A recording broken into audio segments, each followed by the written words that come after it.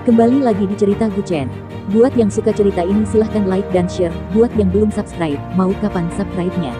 Oke, kita langsung aja ke ceritanya. Semua diawali dengan perceraian. Bab 561-565. Lan Wancheng juga meraih pegangan kursi belakang. Saudara Chen, bisakah kamu mengendalikannya begitu cepat? Dia tidak terhalang di jalan raya ini, jika tidak, tabrakan akan langsung menghancurkan mobil dan membunuh semua orang. Dengan kecepatan lebih dari 120 yard. Jika terjadi kecelakaan mobil, Anda harus menghubungi rumah duka secara langsung. Tapi Gu Chen tidak hanya tidak melambat, dia terus menginjak pedal gas. Ledakan. Bang! Bagian depan mesin mobil meledak dan mulai mengeluarkan asap. Rusak. Mesin mobil ini pasti terbakar. Zheng Xinran langsung berseru. Segera setelah ini terjadi, mobil mulai bergoyang dari sisi ke sisi. Gu Chen segera menginjak rem darurat, dan mobil perlahan berhenti. Keluar dari mobil. Gu Chen memarkir mobil di tempat parkir darurat dan menyuruh mereka berdua segera keluar dari mobil. Saudara Chen, lihat ke sana. Lan Wancheng mengangkat jarinya dan menunjuk ke arah di depannya dan berkata dengan penuh semangat, ada mobil sport di bengkel sana. Gu Chen tidak peduli dengan mobil Audi, menyalakan flash ganda, meletakkan tripod di belakang pantatnya, dan membawa mereka berdua langsung ke bengkel. Awalnya dia berpikir untuk meminta seseorang untuk meminjamnya. Maserati ini adalah mobil sport, bisa berlari sejauh 200 yard tanpa masalah. Di mana orangnya? Di mana pemilik mobil ini? Lan Wancheng berdiri di pinggir jalan dan melihat sekeliling. Sudah terlambat. Pergi saja. Zheng Xinran terlihat bingung ketika dia mendengar ini, tapi kita tidak memiliki kuncinya. Tapi begitu dia selesai berbicara, dia menutup mulut pada detik berikutnya. Dia melihat Gu Chen memegang jarum perak dan menarik lubang kunci beberapa kali, dan pintu mobil terbuka. Brengsek. Lan Wancheng dan Zheng Xinran langsung menatapnya dengan kaget dan berseru. Cukup gerakan jarum peraknya, maka pintu Maserati ini akan terbuka. Biasanya, ketika pintu dibuka, seluruh mobil otomatis menyala, namun tanpa kunci, Anda tidak bisa menyalakan mobil. Saudara Chen, kita percuma mencuri. Tidak ada gunanya bahkan jika kamu membuka pintu mobil. Lan Wancheng merentangkan tangannya dan terkekeh dengan ekspresi tidak bisa berkata-kata. Gu Chen memutar matanya ke arahnya dan menamparkan kepalanya dengan backhand-nya, moralitas. Adakah yang tidak bisa kulakukan di matamu? Itu benar. Tapi bagaimana kamu memecahkan kuncinya? Gu Chen tidak menjawab, tapi mencari dua kabel, mengikat kabel tembaga di dalamnya ke jarum perak, lalu memasukkannya ke dalam lubang. Brum! Maserati putih segera menyala. Saat ini di jalan raya belakang. Zheng Batian juga melihat mobil Audi ditinggalkan di pinggir jalan. Tuan, mobil ini mogok, mereka pasti tidak pergi jauh. Seorang pria parubaya di sebelahnya berkata dengan cepat. Saat ini, tidak jauh di depan, di dalam bengkel, seekor Maserati putih bergemuruh dan hendak pergi. Pergi dan lihat ke depan. Zheng Batian mengerutkan kening dan berkata dengan suara yang dalam. Namun begitu saya mengemudikan mobil ke depan, saya melihat Maserati putih itu bergegas keluar dari bengkel. Seorang gadis dengan rambut panjang tergerai mengejarnya keluar dari toilet. Mobil saya. Siapa yang mengemudikan mobil saya? Nona Tian. Apa yang terjadi? Gadis ini bukan orang lain. Dia adalah saudara perempuan Tian Zongyao.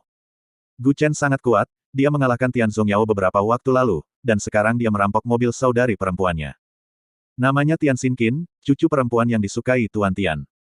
Keluarga Tian umumnya lebih menyukai anak perempuan daripada anak laki-laki. Mungkin di mata orang kaya, laki-laki biasanya terbiasa mewarisi bisnis keluarga, sehingga mereka ditakdirkan untuk menerima banyak tekanan. Tapi anak perempuan berbeda, mereka menikah ketika mereka besar nanti, mereka adalah putri yang dipegang oleh keluarga. Zheng Batian terkejut saat melihat ekspresi marahnya. Hah! Maserati yang tadi itu milikmu. Ketika dia memarkir mobilnya adalah untuk pergi ke toilet. Ketika dia keluar, mobilnya dibawa pergi. Saya sangat penasaran bagaimana bajingan itu pergi padahal kuncinya ada di tangan saya. Tian Xinqin menghentakkan kakinya dengan marah dan berteriak. Anak baik. Kamu benar-benar milikku. Zheng Batian juga berkata dengan gigi terkatup. Ketika Tian Xinqin mendengar apa yang dia katakan, dia tidak bisa menahan diri untuk tidak berbalik sedikit dan berkata, apakah kamu kenal dia? Lebih dari itu, tangannya lah yang membuat saudaramu begitu sengsara terakhir kali. Zheng Batian menggertakkan giginya dan berkata, bajingan. Dengan mengatakan itu, Tian Xinqin masuk ke mobil Zheng Batian. Hei! Nona Tian, apa yang kamu lakukan? Tentu saja aku ingin mengejarnya. Dia bajingan, memukul saudaraku dan mencuri mobilku. Aku ingin melihat siapa yang begitu tidak tahu malu hingga menindas keluarga Tian saya seperti ini. Cepat jalan. Kemarahan Tian Xinqin tiba-tiba keluar dan dia menamparkan pengemudi itu dengan marah dan berteriak. Zheng Batian juga menggelengkan kepalanya dengan ekspresi tidak bisa berkata-kata, dia hanya masuk ke dalam mobil dengan patuh. Maserati adalah mobil dengan 4 tempat duduk. Tidak semua mobil sport hanya mampu menampung 2 orang. Ini untuk 4 orang, tapi ruang di belakang lebih kecil. Lan Wancheng hanya berbaring horizontal di jok belakang. Meski agak sempit, tapi tidak apa-apa. Saudara Chen, menurutmu mobil mewah ini begitu sesak? Panas sekali. Lan Wancheng meringkuk dan berbaring di belakang dan berkata dengan lembut. Gu Chen tidak bisa menahan diri untuk tidak bercanda, tentu saja sesak dan panas. Jika tidak, mengapa gadis-gadis itu melepas pakaian mereka begitu mereka masuk ke dalam mobil mewah?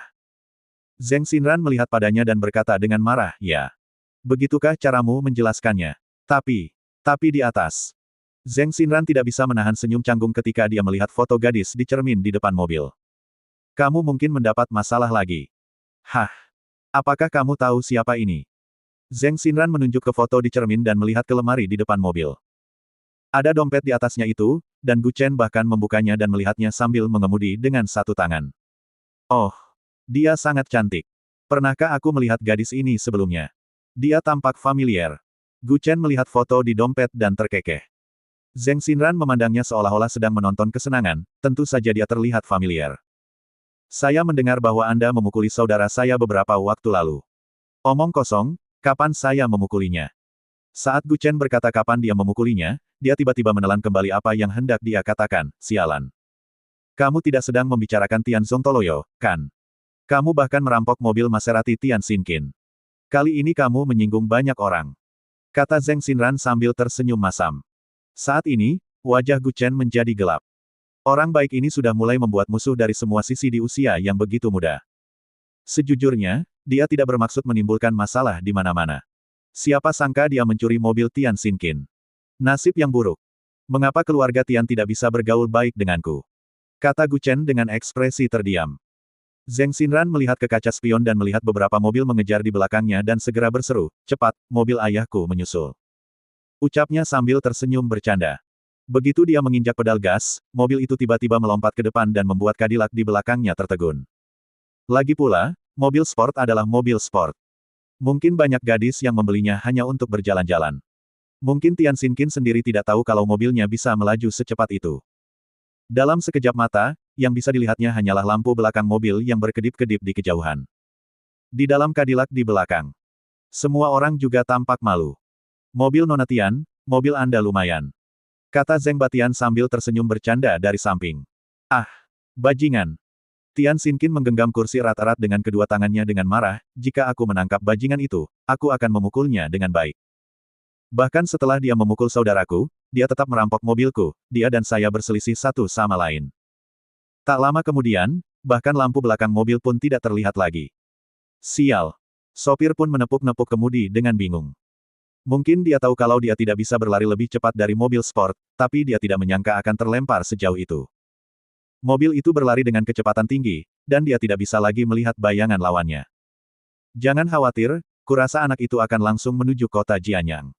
Informasikan saja pos pemeriksaan di jalan dan jaga dengan ketat. Zheng Batian duduk di samping dan memegang tangannya dan berbisik pelan. Saat ini, Gu Chen dan lainnya sedang berada di jalan raya menuju kota Jianyang. Gu Qiye hanya beristirahat dengan santai di sofa, dan Lin Xiyu terpaksa tidur dalam pelukannya. Ini adalah kendaraan niaga Toyota Alphard dengan total 6 kursi, depan dan belakang. Kecuali Lin Xiyu dan Gu Qiye, 4 orang di dalamnya semuanya ahli top. Termasuk Gu Qiye, meskipun usianya sudah lebih dari 70 tahun, dia sebenarnya adalah seorang praktisi seni bela diri yang sangat kuat. Dalam 30 atau 40 tahun terakhir, keluarga Gu tidak terlalu berkuasa di kota Sichuan. Hanya dapat dikatakan bahwa mereka berada pada tingkat tuan tanah. Keluarga tersebut mungkin memiliki sedikit uang dan hidup sebagai petani kaya. Pada saat itu, Tuan Guki sangat bersemangat dan ahli dalam energi internal. Namun, kualitas hidup menjadi lebih baik dan lebih baik dalam beberapa dekade terakhir dilakukan oleh orang lain. Wajar saja kebugaran jasmani ini mulai menurun. Tapi tidak ada masalah untuk menghadapi beberapa holigan. Semua pada awalnya sangat lancar. Mobil juga melaju dengan kecepatan konstan 120 yard, dengan kecepatan ini, dimungkinkan untuk mencapai kota Jianyang dalam 20 menit lagi. Apakah mereka mengejarku? Apakah Tuan Qi sedang tidur? Zheng Batian, pecundang ini, bahkan tidak bisa menangani ini. Tidak peduli bagaimana kamu menghentikan seseorang, kamu tidak bisa menghentikannya. Seorang pria parubaya di barisan depan berkata dengan marah sambil memegang ponsel. Meski suaranya sudah sangat pelan, Gu Qiye yang duduk di barisan belakang juga sedikit membuka matanya. Dia mengejar, kata Gu Qiye dengan tenang. Lin Xiu yang sedang berbaring di pelukannya juga tiba-tiba membuka matanya. Tanpa diduga, Gu Chen benar-benar menyusulnya, dan hatinya sangat terharu.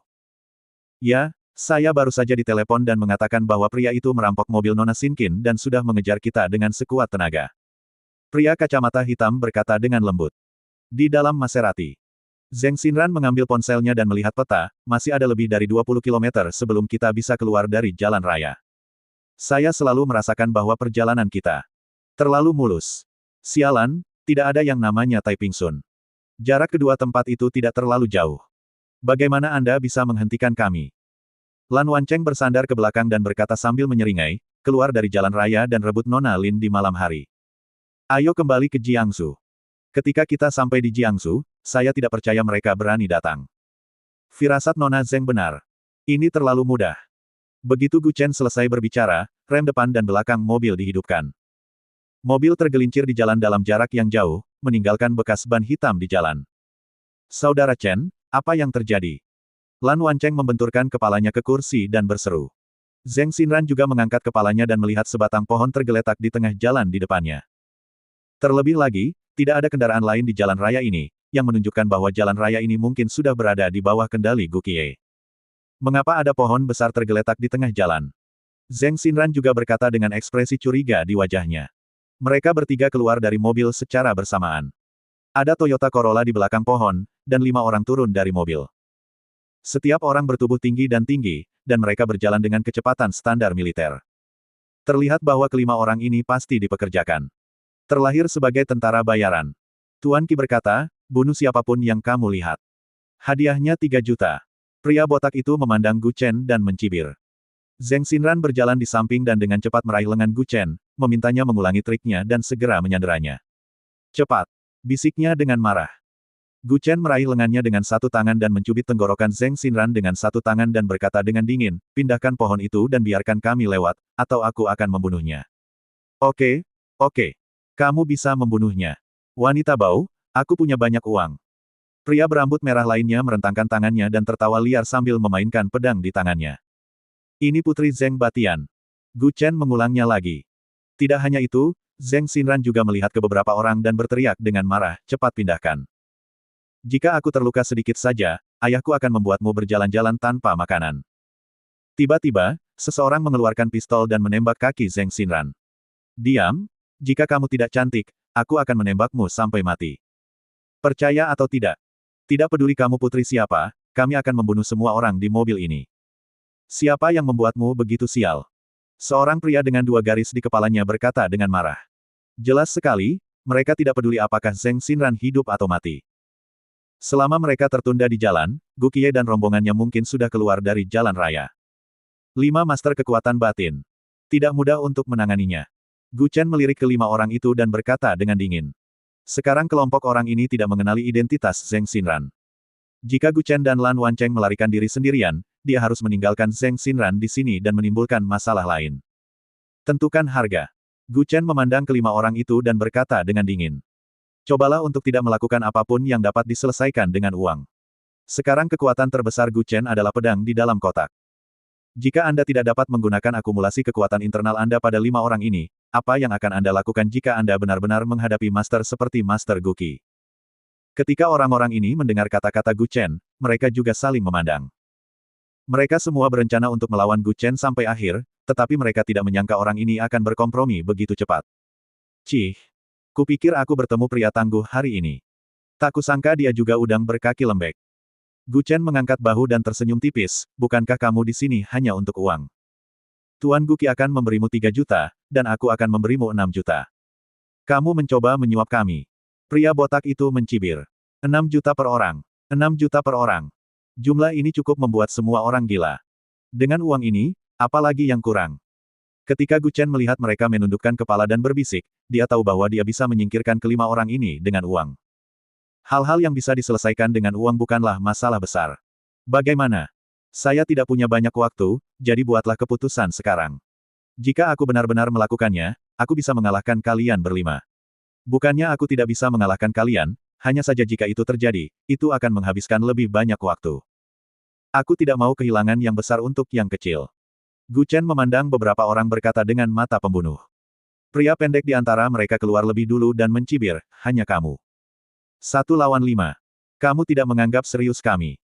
Dia pernah bertemu orang-orang dari sekte ini sebelumnya di Jiangsu. Dia bahkan tidak tahu, apalagi berapa banyak orang yang ada, bahwa itu dapat menghasilkan beberapa pejuang kekuatan batin pada saat yang bersamaan. Ini jelas bukan sekte kecil biasa di dunia. Kamu bisa mencobanya. Gu Chen mengangkat tangannya ke arahnya dan mencibir. Panggilan. Detik berikutnya. Bayangan hitam bergegas menuju Gu Chen dengan kecepatan kilat. Bang! Mendengar suara yang tajam, Gu Chen meraih kerah bajunya dengan satu tangan dan membantingnya ke tanah, menyebabkan retakan di jalan aspal. Pada tahap awal kekuatan, aku akan memukulmu dengan satu tangan. Gu Chen berkata dengan dingin kepada pria di bawahnya. Kesombongan itu membubung ke langit. Kamu. Pria parubaya itu menundukkan kepalanya dan berteriak dengan marah, haha, tidak masalah jika kamu mengalahkanku, aku yang terlemah di antara mereka. Dia dimarahi oleh pria botak di tempat, sudah cukup. Lalu dia mengangkat kepalanya dan menatap Gu Chen, nak, apakah pembayarannya akan segera tiba? Tentu saja. Sebuah kartu bank terbang dan dia segera menangkapnya. Aku harus melihat uangnya dalam 2 menit. Kalau tidak, kita akan bertarung sampai mati. 5 lawan 2, tidak peduli seberapa keras kamu bertarung, itu akan sulit. Bahkan jika kamu bisa mengalahkan kami berlima, kamu akan harus membayar harga yang mahal. Kata pria botak itu dengan dingin. Gu Chen mengabaikannya dan berjalan ke samping dan menghubungi nomor Sangguan Ying. Awalnya saya ingin menelepon Qiu Yue, tetapi mengingat dia mungkin tidak punya uang sebanyak itu, bahkan jika dia punya, dia telah menyimpannya sedikit demi sedikit. Mengikuti bosnya, belum lagi tidak menghasilkan 1 sen pun, apalagi menghasilkan 30 juta. Diperkirakan total kekayaan bersihnya hanya 30 juta. Halo. Sangguan Ying menjawab telepon dan berkata dengan cemas, apakah kamu memerlukan bantuanku? Bisakah kamu meminjamkanku 30 juta? Aku akan memberimu nomor kartu dan kamu bisa mengetikkannya untukku. Dia tidak menunggu untuk melihat apakah Sangguan Ying bersedia menghabiskan 30 juta itu, tetapi setelah dia selesai membaca rangkaian angka, telepon pria botak di seberangnya bergetar. Uangnya sudah sampai. Kata pria botak itu dengan heran. Belum lagi mereka terkejut, bahkan Gu Chen pun sedikit terkejut. 30 juta yuan ditransfer segera setelah dia diberitahu, bahkan tanpa bertanya. Saya khawatir jika dia pergi ke Ling Meixue, dia tidak akan bisa mendapatkan uang secepat itu. Sudah sampai. Jawab Sangguan Ying di ujung telepon. Gu Chen juga menghela nafas lega di dalam hatinya, dan benar-benar penuh rasa terima kasih, apakah kamu tidak bertanya padaku? Apakah itu perlu? Jika itu bukan hal yang penting, kamu tidak akan meneleponku secara khusus. Sangguan Ying tersenyum genit dan berkata, ingat, jika kamu mempunyai masalah, telepon aku dan aku akan membantumu. Satu-satunya saat pria dewasa seperti Gu Chen merasa bersyukur adalah adanya wanita ini, Sangguan Ying. Terima kasih. Saat aku kembali, aku akan berterima kasih banyak. Suara cibiran Sangguan Ying terdengar dari ujung telepon yang lain, harga Tuan Gu hanya 30 juta untuk bersikap sopan kepadaku. Ngomong-ngomong, aku akan mentransfer uang sewa bulan ini kepadamu. Jika Anda memiliki WeChat, silakan periksa. Benar saja, ada tambahan 600 yuan di akun WeChat Gu Chen. Artinya, Sangguan Ying sudah pindah ke villa. Tunggu sampai saya kembali. Gu Chen juga menghela nafas dan berkata. Sangguan Ying mengerucutkan bibirnya dan tersenyum, jangan khawatir tentang keluarga, aku bisa mengurusnya. Jika terjadi sesuatu, telepon aku. Oke. Setelah menutup telepon, Gu Chen memandang orang-orang ini dan berkata dengan dingin, bagaimana? Biarkan kami lewat. Haha, tidak. Pria botak itu berkata dengan dingin. Lan Wancheng tidak dapat menahannya lagi, brengsek. Apa yang kamu lakukan? Kamu sudah mengambil uangnya, apakah Anda masih ingin bertarung? Kalian berdua bisa pergi ke sana, dia tinggal di sini. Pria botak itu menunjuk ke arah Zheng Xinran dan berkata sambil tersenyum buruk, aku sudah lama tidak melihat wanita secantik itu. Cukup enak, cukup enak, cukup. Cukup untuk pantatmu. Gu Chen bergerak dan menendang perut pria botak itu dengan keras. Detik berikutnya dia terbang mundur. Saat dia menendang, rasanya seperti dia sedang menendang pelat baja. Prajurit Wei yang berdinding besi. Gu Chen mengerutkan kening dan berkata dengan dingin. Rumor mengatakan bahwa di zaman kuno, ada sekelompok pasukan khusus di kerajaan Wei, yang dikenal sebagai prajurit Wei. Mereka adalah pasukan khusus yang dilengkapi dengan sangat kuat di zaman kuno. Mereka bisa terbang di atas atap dan tembok untuk mengalahkan 100. Dan masing-masing dari mereka memiliki sesuatu. Bahkan hanya ada satu gerbang kehidupan di seluruh tubuh. Jika kamu tidak bisa mencapai gerbang kehidupan itu, seranganmu tidak akan melukainya. Meskipun pria botak itu ditendang sejauh 6 atau 7 meter oleh Gu Chen, dia tidak terluka sama. Kamu tahu banyak. Bagi yang mengetahui sekte tersembunyi ini, ilmunya pasti tidak sebanding dengan orang biasa. Jika mereka berlima adalah tentara Wei Wu, itu akan menjadi lebih menegangkan bagi Gu Chen. Zizi. Ada deretan mobil berhenti di belakangnya. Disinilah orang-orang Zheng Batian ada di sini. Sudah berakhir, sudah berakhir. Ada serigala di depan dan harimau di belakang, Saudara Chen. Ayo kita lawan mereka. Lan Wancheng melihat ke depan dan ke belakang dan berseru. Tidak mau menyerah. Tidak akan menyerah. Gu Chen sebenarnya tidak ingin menggunakan semua kartunya di tempat ini, tapi sepertinya dia tidak punya pilihan lain. Ayah! Zheng Xinran berteriak di belakangnya. Dia segera menyadari, bukankah ini kesempatan yang sempurna?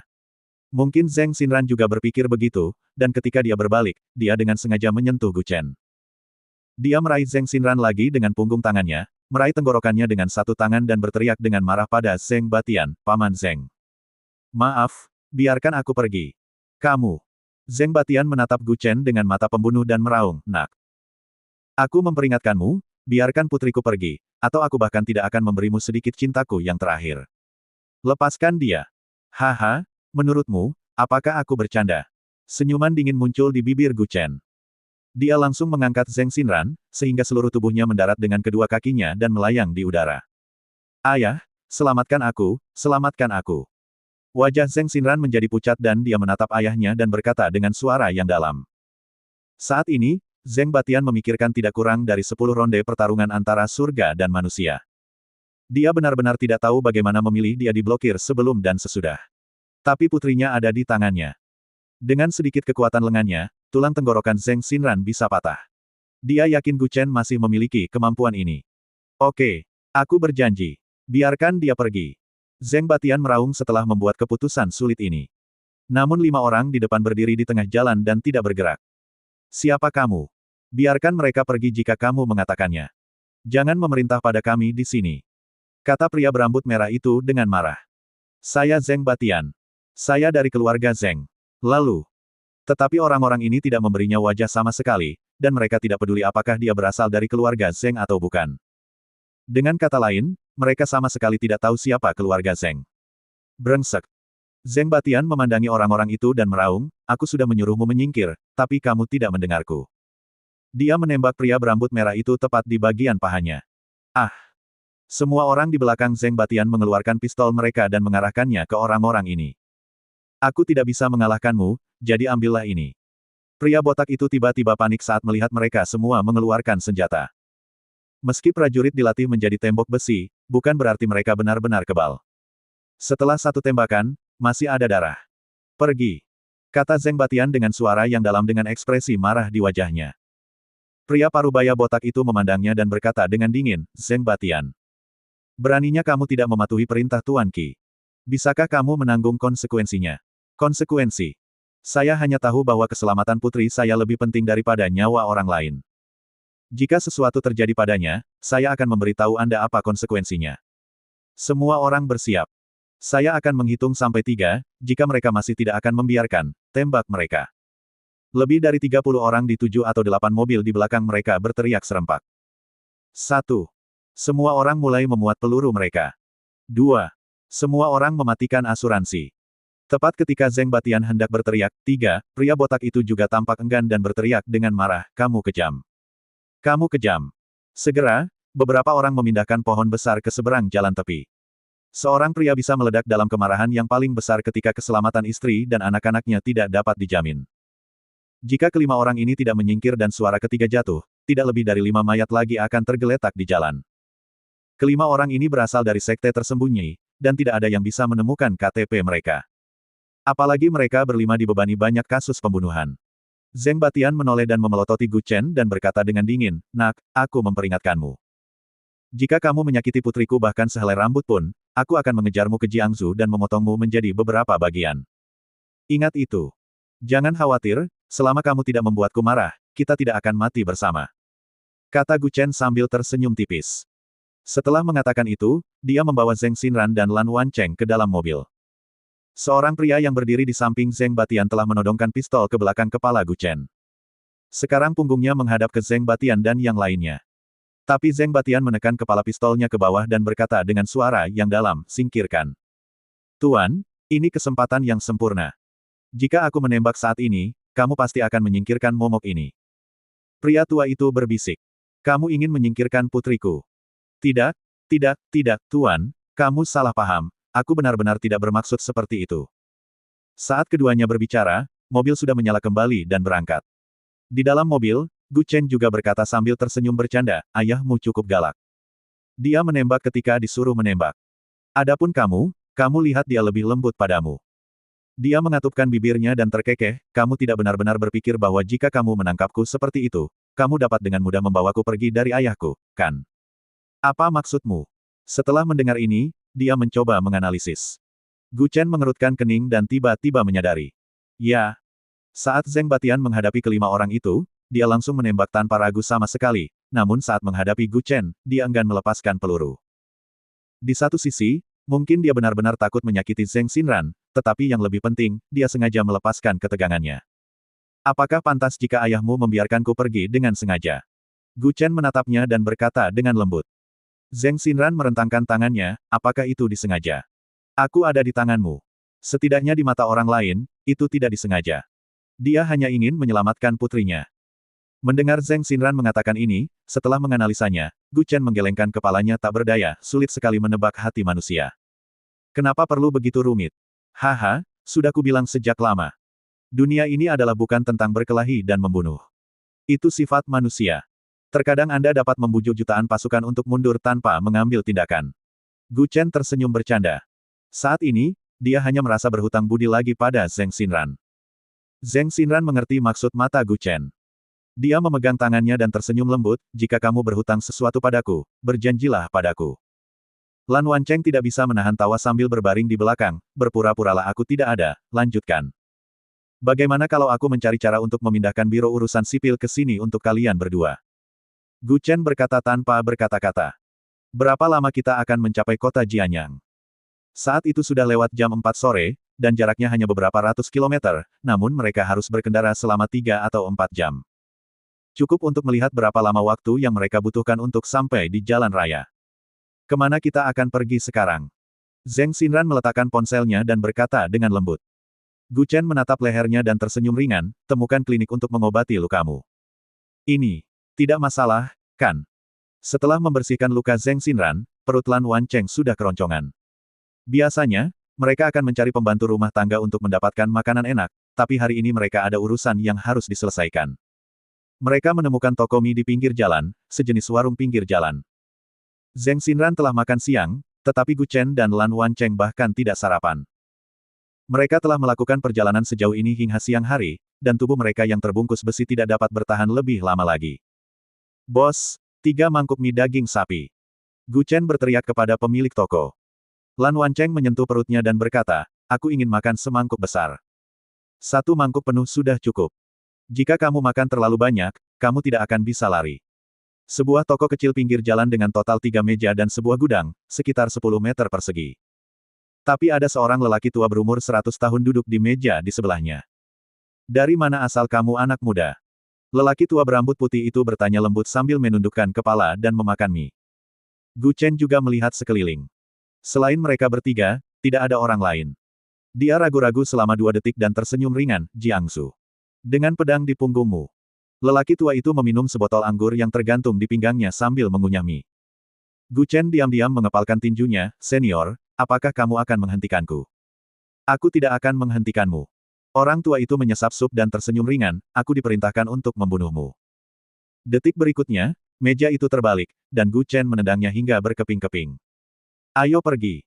Gu Chen berteriak dengan marah, dan 4 jarum perak keluar dari tangannya. Dia hanya menghancurkan dan mematahkan tongkat kayu yang menahan tenda. Akibatnya, tenda itu tiba-tiba roboh, menjebak lelaki tua mabuk itu di dalamnya. Semangkuk mie daging sapi bisa menghabiskan 2 kilogram minuman keras. Niat membunuh orang tua itu tersembunyi dengan sangat baik. Setelah Gu Chen duduk, dia mengungkapkan niat membunuhnya sedikit demi sedikit. Kekuatan orang ini tidak kalah dengan pria bernama Yandang Sang di sebelah Gu Yanxi. Dia adalah salah satu dari 3 teratas di keluarga Gu, dan kekuatan lelaki tua ini mungkin melebihi kekuatan batinnya. Tidak heran mereka semua berulang kali menasihati Gu Chen untuk tidak pergi ke ibu kota provinsi. Ada begitu banyak master energi internal di sana sehingga sangat berbahaya. Gu Chen dan yang lainnya baru saja melarikan diri. Jauh dari kedai mie kecil, mereka berdiri di tengah persimpangan, dan 4 kelompok orang sudah bergegas keluar dari segala arah. Sialan! Bertarunglah dengan mereka. Lan Wancheng berteriak dengan marah sambil memegang beberapa jimat di tangannya. Gu Chen juga meletakkan kotak yang dibawanya di punggungnya. Nona Zeng, silakan ikuti saya nanti. Oke. Dalam hal ini, meskipun dia menjelaskan bahwa dia berasal dari keluarga Zeng, orang-orang ini tidak akan memperhatikannya. Sama seperti orang-orang yang ditemui di jalan raya, lalu bagaimana jika dia melaporkan nama keluarganya? Jika orang tidak memperdulikannya, untuk apa melaporkan nama keluarganya? Yang terpenting ini adalah kota Jianyang, dan keluarga Zeng tidak memiliki pengaruh sama sekali di sini.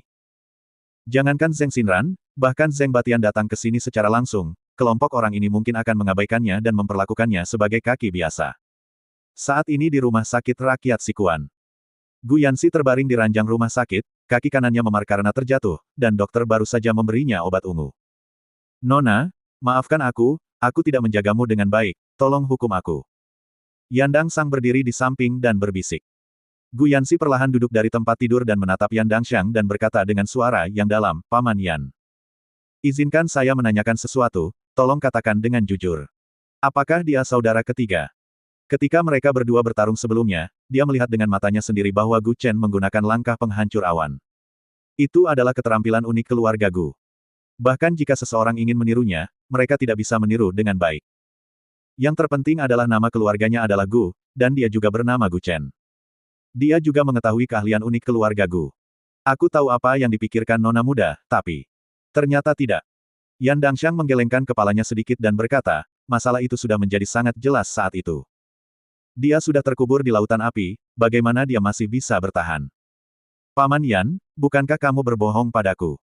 Lalu kenapa dia memiliki nama yang sama dan mengetahui langkah penghancur awan keluarga Gu kita? Bahkan aku tidak tahu bagaimana melakukannya. Gu Yanxi berkata dengan heran seolah dia tidak bisa menerima kenyataan ini. Yandang Sang pun menjelaskan dengan enteng, meskipun langkah penghancur awan adalah keahlian unik keluarga Gu, bukan berarti orang luar tidak bisa mempelajarinya, sama seperti Tai Chi, pada awalnya diterbitkan di Wudang, tetapi banyak orang kemudian mempelajarinya, dan bahkan mengembangkan versi baru secara spontan. Meskipun itu adalah langkah awan penghancur, panasnya terlalu rendah, dan sepertinya itu berasal dari keluarga cabang. Ada terlalu banyak nama dengan nama yang sama, termasuk nama Anda, Nona. Anda dapat menemukan setidaknya banyak dari mereka di seluruh negeri, tetapi mereka kebetulan memiliki nama yang sama dan kebetulan mempelajari trik ini. Begitu banyak kebetulan. Benar. Meskipun Gu Yanxi tidak mempercayainya di dalam hatinya, kenyataan mencegahnya untuk menerima kenyataan ini. Langit gelap dan sisa-sisa cahaya menghilang. Gu Chen, Lan Wancheng dan Zeng Xinran sedang duduk di gang karena malu. Ini dianggap dibuang. Lan Wancheng bersandar ke dinding dan menghela nafas pelan. Dengan adanya Zeng Xinran, mereka berdua tidak bisa menggunakan pukulan sama sekali.